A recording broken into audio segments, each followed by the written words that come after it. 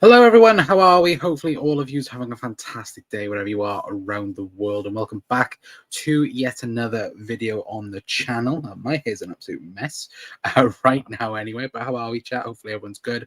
Hopefully, everyone is well. Of course, on this Wednesday evening, I know it is Champions League going on at the moment, of course, which I know a lot of people will be watching, rightfully so, because I think it is 2-2 at the moment between obviously Barcelona and I was going to say PSG. It's not PSG. It's Inter Milan, of course, as well. But how are we, chat? Hopefully everyone's good. Hopefully everyone's well as well. But how good does it feel? How good does it feel to wake up at the Premier League champion con? It's absolutely brilliant, Ozan, to be fair. I don't think many other people can say that either, to be fair. Oh, that's the shirt from Mo Salah's first season in red. Yes, it is. It's the Kiev final shirt that I am wearing. It's too warm to wear a jumper today. It's probably one of the rare videos you'll see me wearing actually a Liverpool top on, or Liverpool shirt, you should say. Again, I have a wardrobe full of them, and yeah, I just dug this out today. And I was just like, why not? Anyway, because it is a rare shirt, I think now.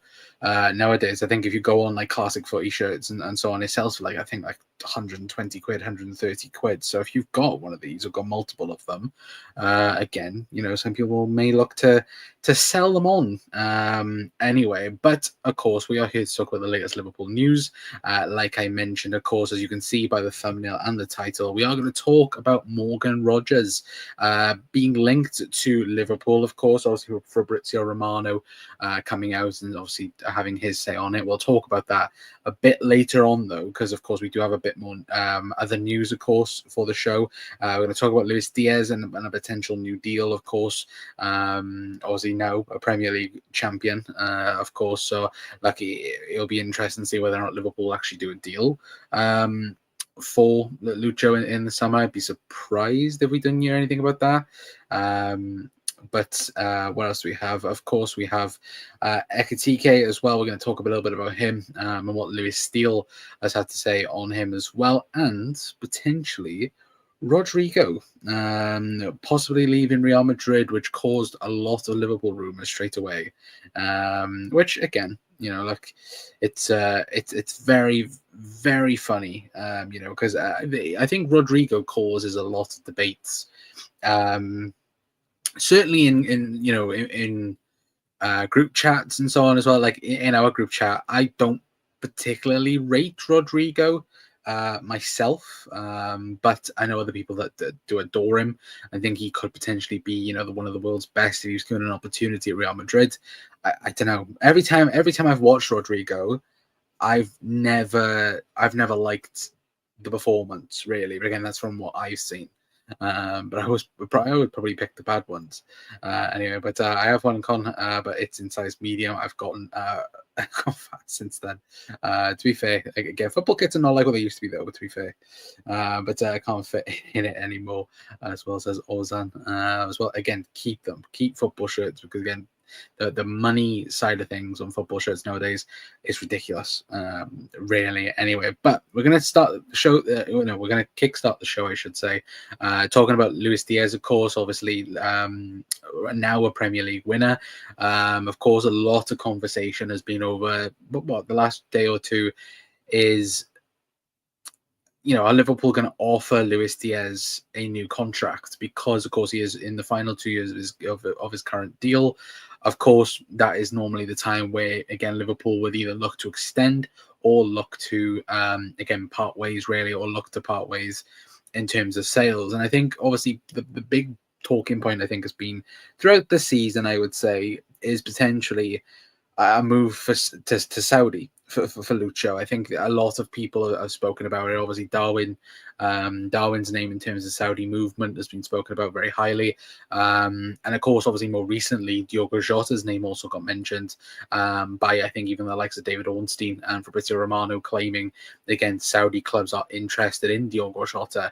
And with Lucho, it kind of is that question of, what do you do with him? Because I think on the left, of course, obviously this season, of course, Cody Gakpo has majorly played a massive role on the left. I think Lucho did it at the start of the year.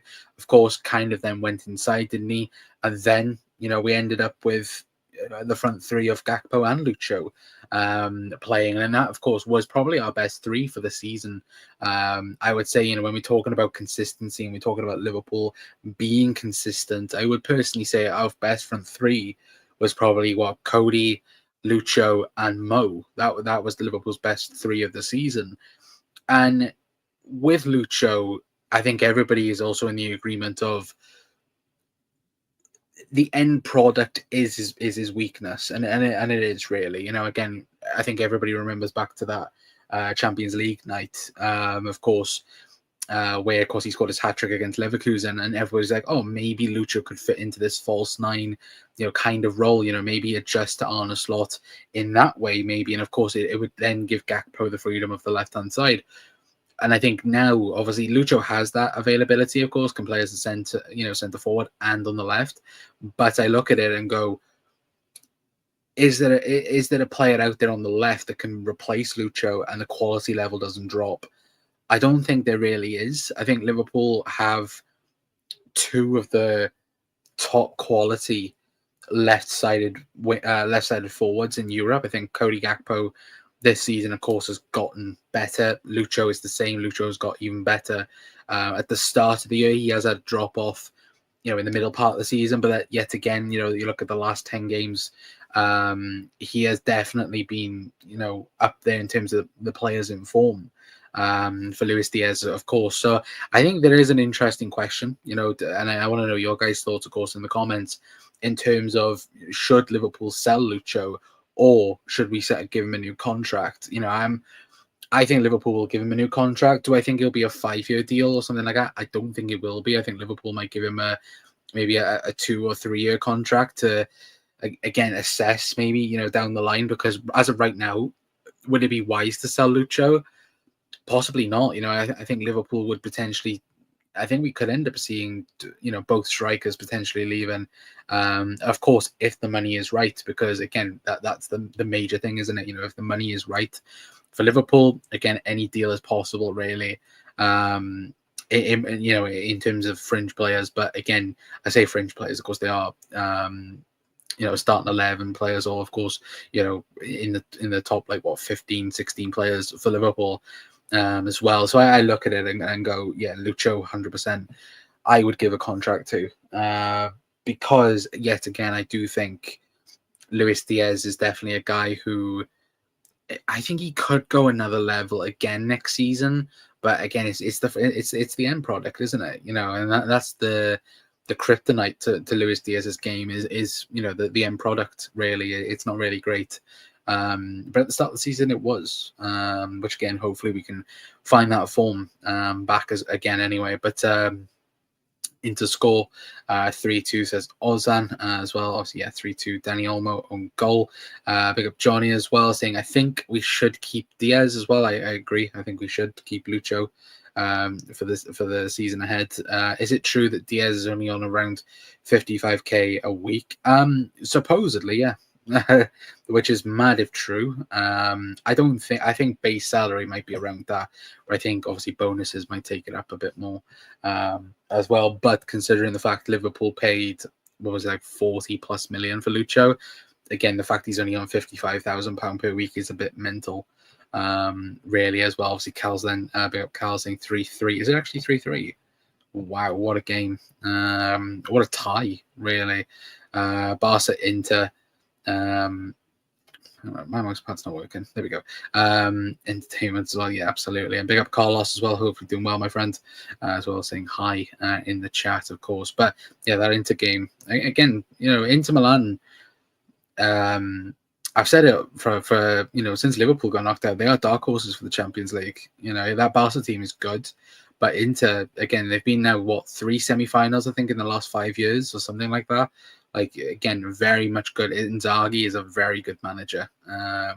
Again, one of the top managers in Europe, absolutely, as well. But Yukon Lamine Yamal has given me Neymar 2.0 vibes, Messi 2.0 vibes, I would say, Ozan. Not so much Neymar. I think Lamine Yamal, what is he, 17? Again, if he can keep this going, and of course, he stays on the right track, of course he could be the next best in this generation. But again, he has to stay on it, of course. Again, because look at, I know people, myself included in this, rate awfully highly, people like Kylian Mbappe, in this past generation, or of course the past generation going into the future. And to think about it, Kylian Mbappe is what, 27, and he's not won a Champions League, nor has he won a Balon d'Or, which I think everyone, when Kylian Mbappe was first coming through, I think everybody thought he would have had a Balon d'Or at some point. Now at this point, of course, and with Lamine Yamal, if Barca do win the Champions League and of course go on to win the treble, in terms of La Liga, of course, the Champions League, and La Liga, the Champions League, and of course they've already won the Copa del Rey. Who wins the Ballon d'Or, really? Again, I said Mo Salah, if Barca don't win the Champions League, I thought Mo Salah's name is still in the conversation. I think it should still be in the conversation because of the season he's had. But in that Barca team, who wins it? Really, it could easily be anyone of Pedri, Rafinha, Lamine Yamal, you could make a case for as well. Lewandowski, you could as well because of the goals he scored. Again, like, there are multiple people you could make the case for, because they don't really go off again individual like, of course they go for the individual, but what I mean, obviously team performances also matter when it comes to that, because it is a popularity contest, let's be honest. But yeah, look, I think it'll be very interesting to see anyway. But we will move on and of course talk about strikers and talk about, of course, Hugo Ekitike. Now, Lewis Steele, of course, was answering questions on obviously on the mail. Of course, you guys can see this. Of course, obviously he was asked questions in terms of obviously strikers. He did, obviously the question was, which position is in the squad do you think or do you think are guaranteed to be replaced? He went on to answer, Liverpool want a striker that is 100% certain. They also prioritize a left-sided defender. I think it's close to a guarantee that they will improve those areas. Then beyond that, they could look for a central defender and a midfielder, wide attacker, depending on exits.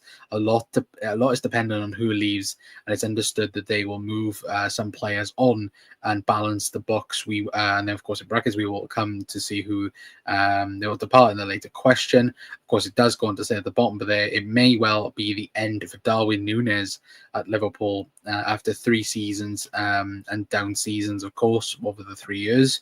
And of course, this one then, as I'll highlight it there. Obviously, Frankfurt's Hugo Ekitike is one to watch this summer as a striker. Obviously, Liverpool's chase for a striker, I should say. Of course.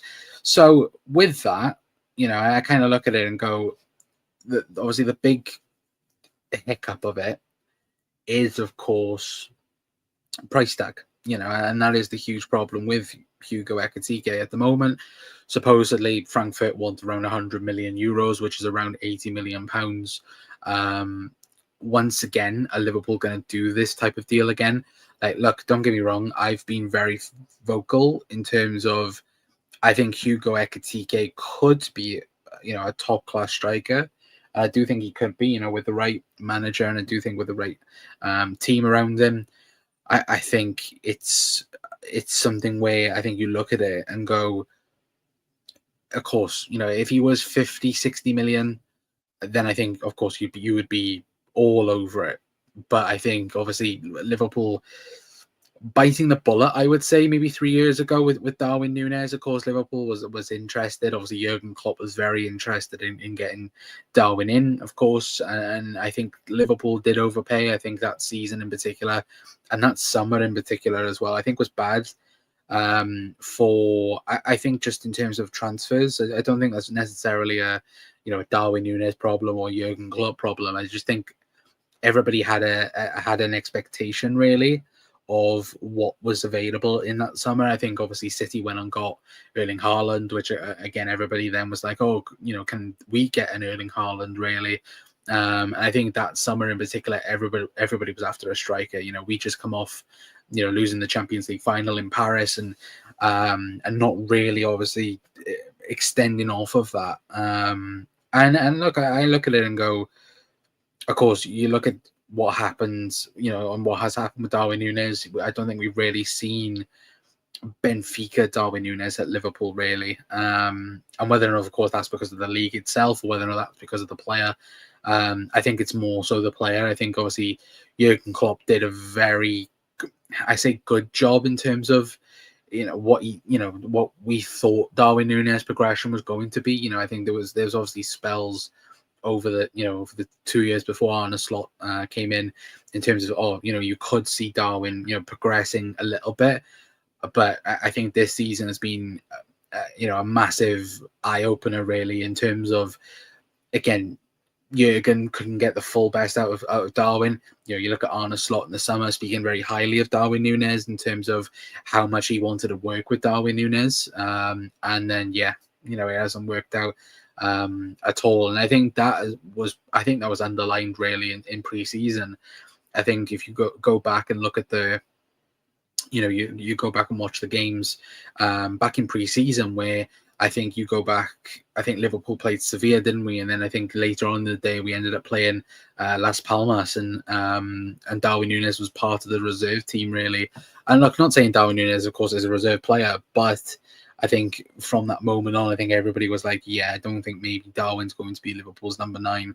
And quite clearly, he's not been Liverpool's number 9. Of course, we've had to play him at times, but I think quite clearly when Liverpool have had a fit squad, it's either been Luis Diaz in the 9 or it's been Diogo Jota. And I think that's all quite clear what Arne Slot wants. He wants somebody new in that position. He wants someone who, again, he can trust, really, and that is clearly not Darwin Núñez. Whether that's, Hugo Ekitike or not, again, if the price is 100 million euros, then no chance. Yeah, absolutely no chance. But I look at it and go, well, who else is there available?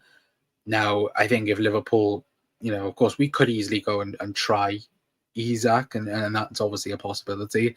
Of course, will it happen? Most likely not. But I also would not be surprised if Liverpool slapped 100 million on an Alvarez, for example. If they think he's the guy, if the team believes he's the guy to push Liverpool forward in that position, I wouldn't be too surprised if Liverpool did do it. Because I think, as well, when we talk about left backs, and of course, I think one thing the journalists nowadays are talking very high on in terms of somebody like a Kirkez is price, and how Liverpool don't tend to spend big at fullback. I think you throw that out the window now, because the normal price now for a fullback is 35-40 million. You're not getting. I think the best one to look at it, that is it that Doogie that played that United signed back in January. Like, they ended up signing him for £30 million. Kirkez is going to easily be worth more than him because he's had a very good season in the Premier League. So, of course, names are going out at the minute.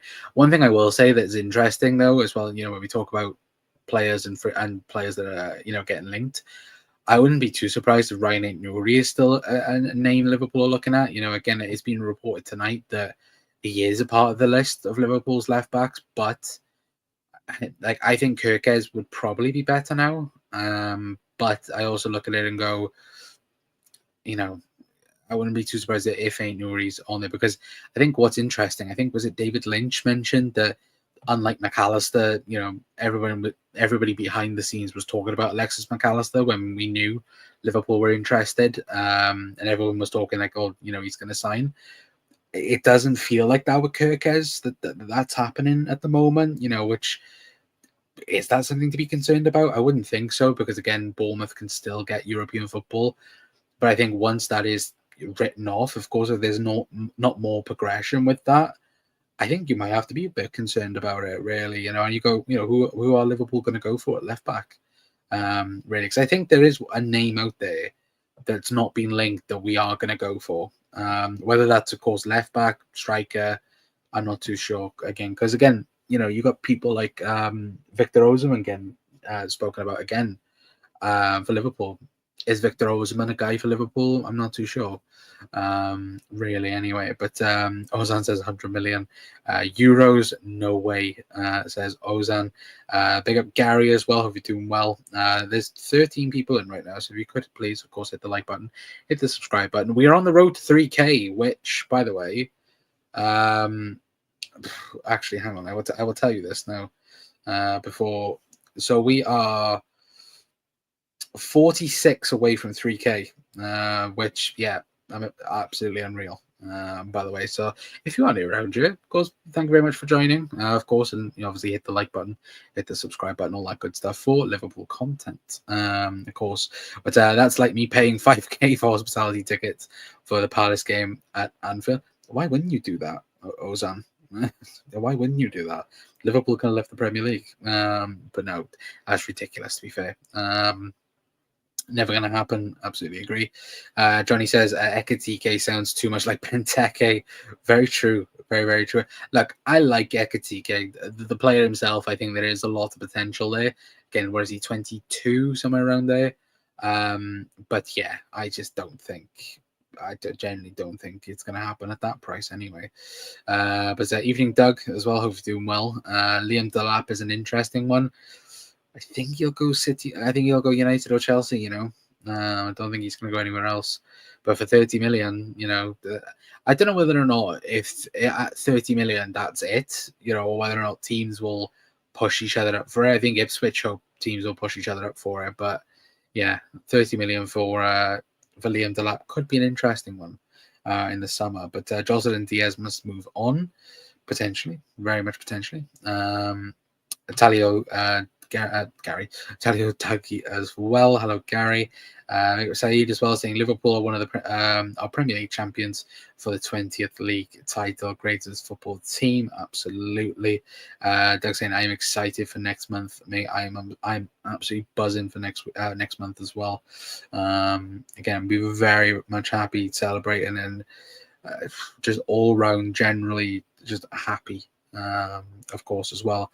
But how are you doing? I hope you're having a good day. I'm very good. Thank you. I'm just very boiling. It's so warm in this room. It's ridiculous. The worst point, right? So my room in my house is the boiler room. I've got the boiler in yet. When it's the summertime as well, it's at the back of the house. So all the sun, like I've got all the windows open and I've got the fan on. Like literally all of the heat is just at the back of the house and it's horrific as well. This is why if you go back and watch videos back maybe 2-3 years ago, it was like during lockdown,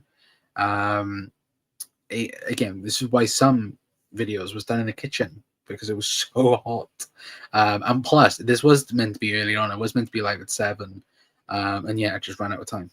So apologies for that anyway. But big up Heroes. I was like, evening all, any juicy news? Well, we have just talked about Ekatike. Of course, we'll talk a little bit about, of course, Morgan Rogers and Rodrygo in a moment. But Colin, if you could only choose one team to lift the European trophies, which club would be among Spurs, Arsenal, Chelsea, or United? What out of all of them to lift a cup? None of them.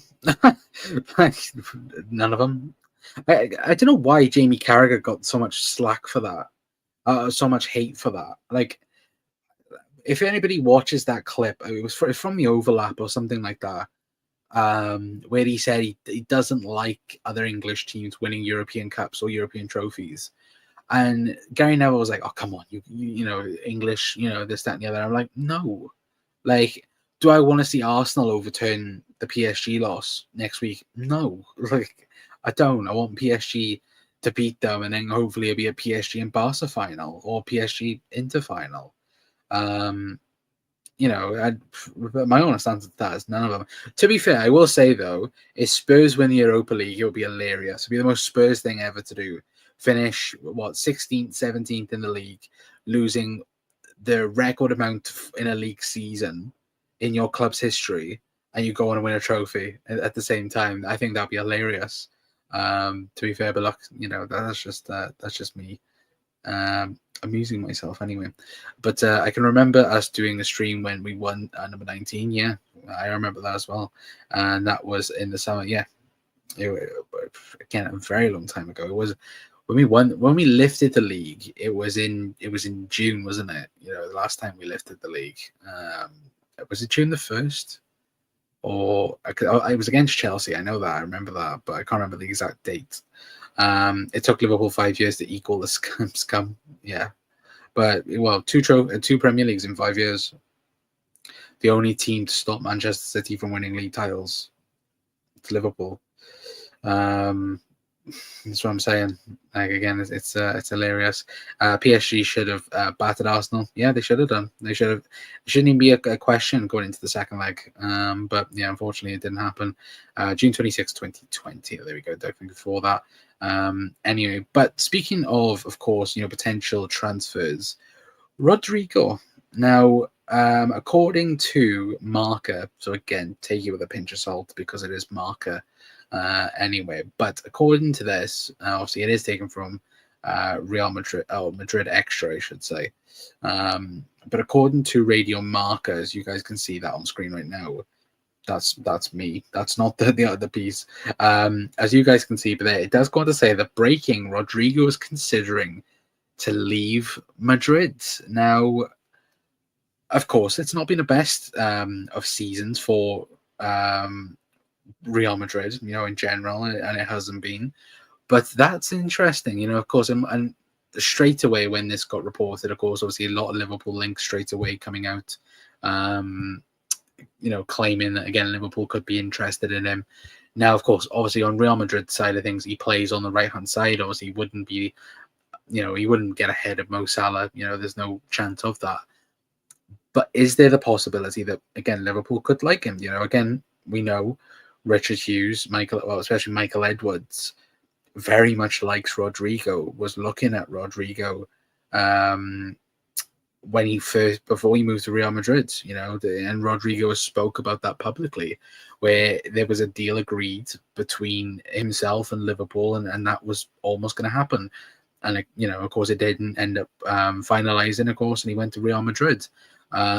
So again, we know, the team upstairs, knows and admires Rodrygo. So could that be a possibility for Liverpool? And like I said, I think for me, I don't personally rate Rodrygo. For me, every single game I see of his, it's never good, or it's never. He never has like an 8 or 9 out of 10. It's always like you don't see him playing really. But again, that's probably the games that I've watched and seen. And as Ricky said today, like I know Rick's fuming at that, but again, I've not watched a game where he's been decent, where he's been good. But I also look at it and go, and see the other side of it where people rate him so highly, and is that something again that Liverpool's data team would love? Absolutely, they would, to be fair. But is it something as well where you look at it and go, well, how much would Real Madrid be asking for him?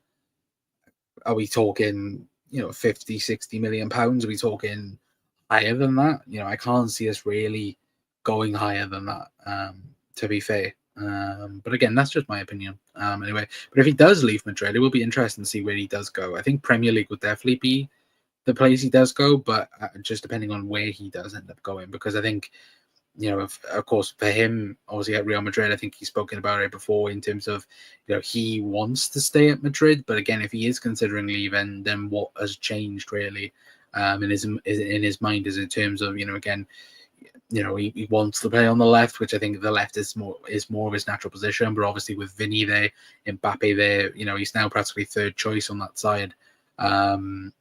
But even still, I think it would be interesting to know your guys' thoughts in the comments. Anyway, excuse me.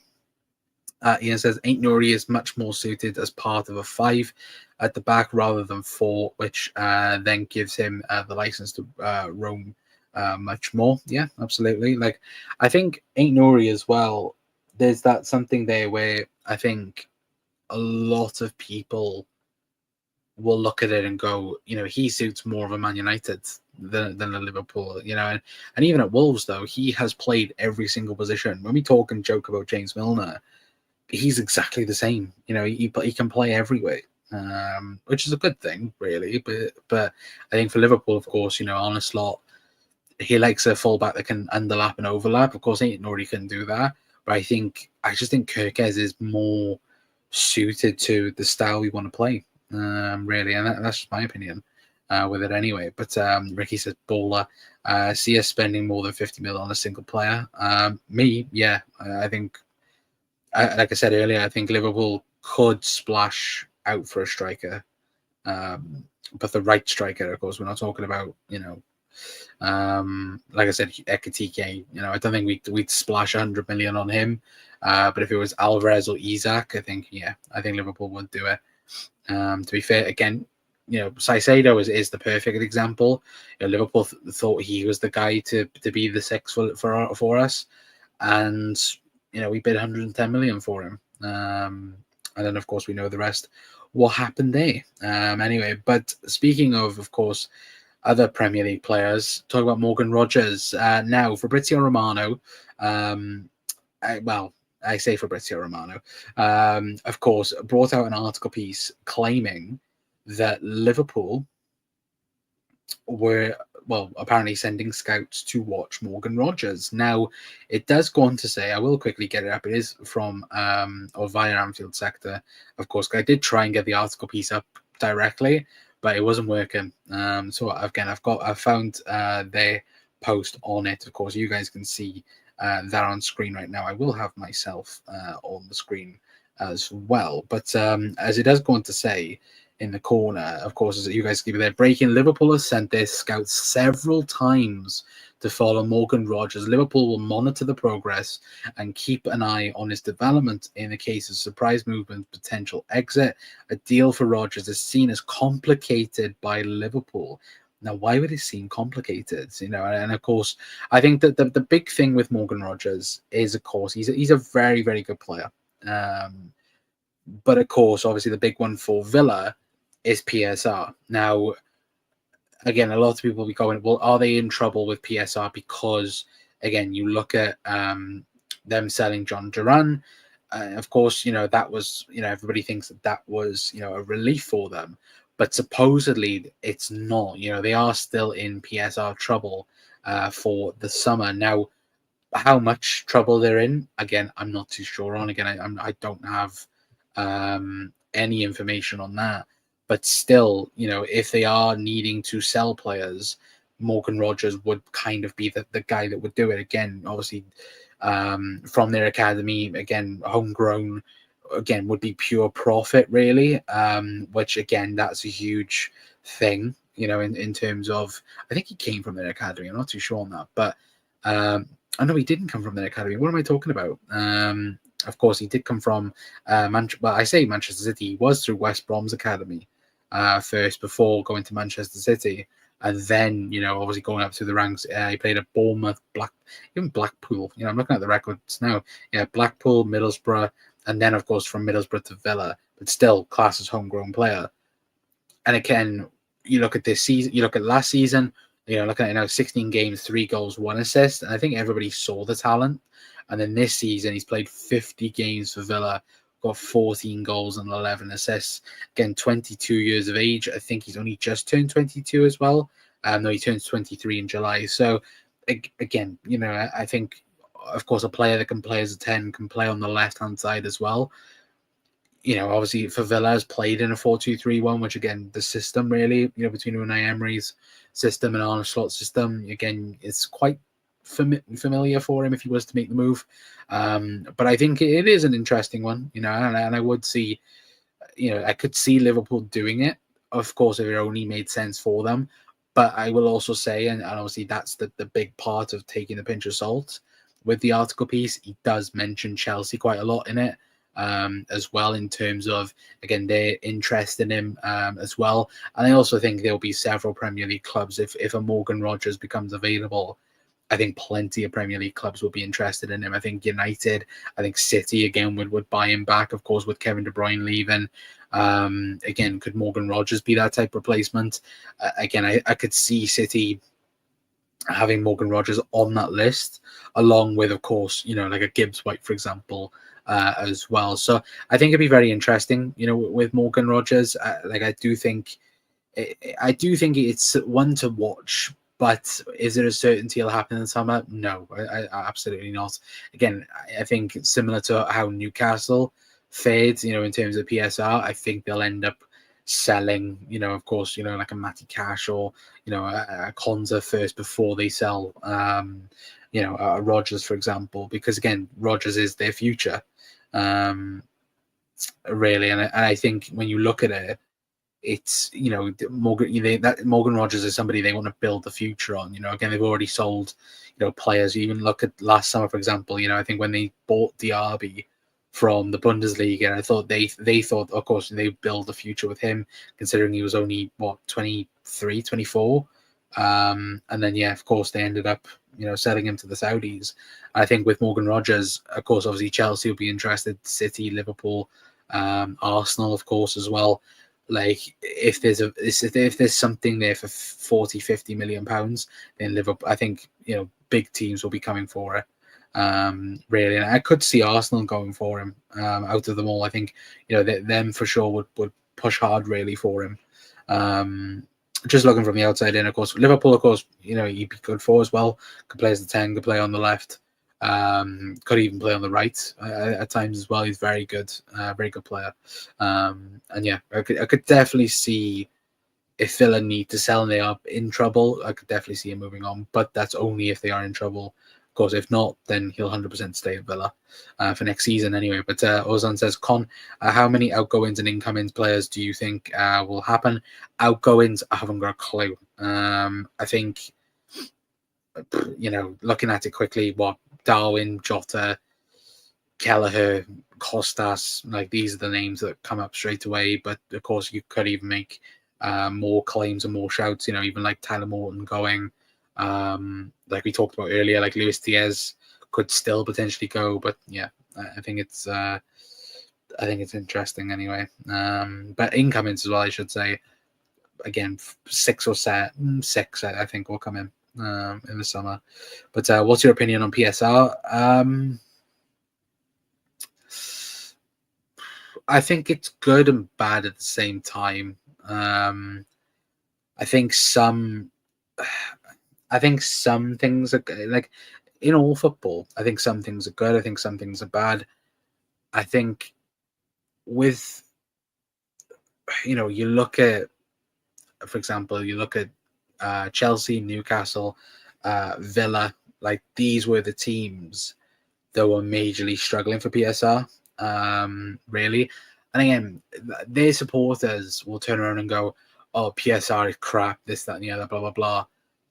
But it keeps you in check. And it's kind of like that thing of, don't overspend your morals, really. Because again, people will go, "Oh, well, Newcastle have got, this rich owners, Villa have got the same, and this, that, and the other." And again, it's not necessarily like saying to these teams, "Yeah, you've got to stay at 5th, or you've got to stay at lower end Premier League." I don't think anybody's saying that, because again, you look at Newcastle, they've gone to the Champions League in the last couple of years. Villa, the same as well. And what these teams have done, they've pushed the boundaries, they made the league better because of it. But it's also that sense of, Newcastle fans want PSR removed because then they can splash 400-500 million pounds, and not have to, suffer the consequences of it, really. And I think that's the good thing of PSR, is the fact it keeps everybody in check. The fact Liverpool could spend 500 million in the summer and still be in the green, it's good, and that is good. Because again, you counterbalance your books. Like Liverpool will spend potentially 300 million this summer, and will sell about 200 million. A net, in terms of, everybody goes, "Oh, net spend," but net spend, Liverpool only spend 100 million or under 100 million, and that's a good thing. That's a great thing to have, really. Where again, Liverpool can improve and win another league title.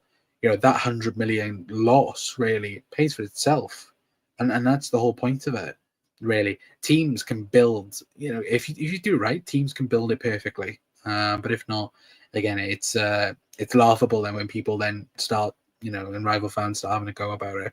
Anyway, but Rogers is a West Brom fan anyway. He's got no loyal ties to Villa, completely different to Jack Grealish, who left to City as well, of course. And to be fair, also cost City £100 million for it, of course, as well, because he had that clause in his contract that if a big team come in for him, the release clause was 100 million. So, he's done that perfectly well for Villa. Of course, I could see Jack Grealish going back to Villa, by the way, this summer. Would it drive United by the smaller sides to compete with sides that have no spin? True, like that is true. But I think it's again, it's trying to find a counterbalance for it, isn't it?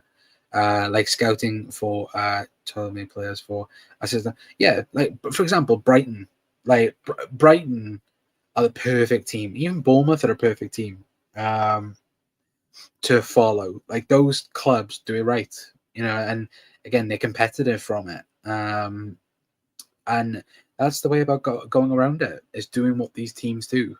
But of course that's a show in a completely other atmosphere. To be fair, anyway. But look, we are going to leave it there for tonight, guys. Big thank you for everyone for tuning in to tonight's show, of course. Like I said, apologies it is late. Like we said, obviously Tuesdays and Wednesdays, of course, because it's Champions League night as well. We will try and do the shows a bit earlier, like around 7 p.m. Of course, normal times is like 9 p.m., 8 p.m., somewhere around there. But of course, because it's Champions League, obviously coming up, it is, of course, everybody wants to watch the Champions League, including myself in that. To be fair, of course, but like we said, content's coming up on the channel now. Of course, Liverpool have won the league, but of course tomorrow we're going to be taking a look how Liverpool won the league.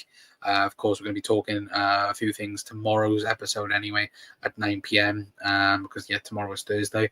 Friday will be match preview as always. Obviously Chelsea preview, of course, which that should be fun. Winding Chelsea fans up about giving the first guard of honour for Liverpool as well. But I could be totally wrong about Richard Hughes this summer. I think everybody could, to be fair, Ozan as well. But to have a great evening, everyone. Yeah, of course, everyone. Have a fantastic evening, of course. Anyway, but look, thank you for everyone for tuning in to the show. Of course, if you are new around here, please do hit the like button and hit the subscribe button as well. It's very much appreciated as always. And hopefully I will see you guys for another episode tomorrow. Again, make sure you stay tuned to obviously the videos on the channel and the shorts as well. Obviously follow us on X as well, or Twitter, wherever you want to pronounce it. And of course, go back on the video as well, because we do reply back to everyone as well. So I'll hopefully see you guys in tomorrow's episode as well anyway. But I've been Connor from the Cop Council. I'll see you guys later. Ta-ra.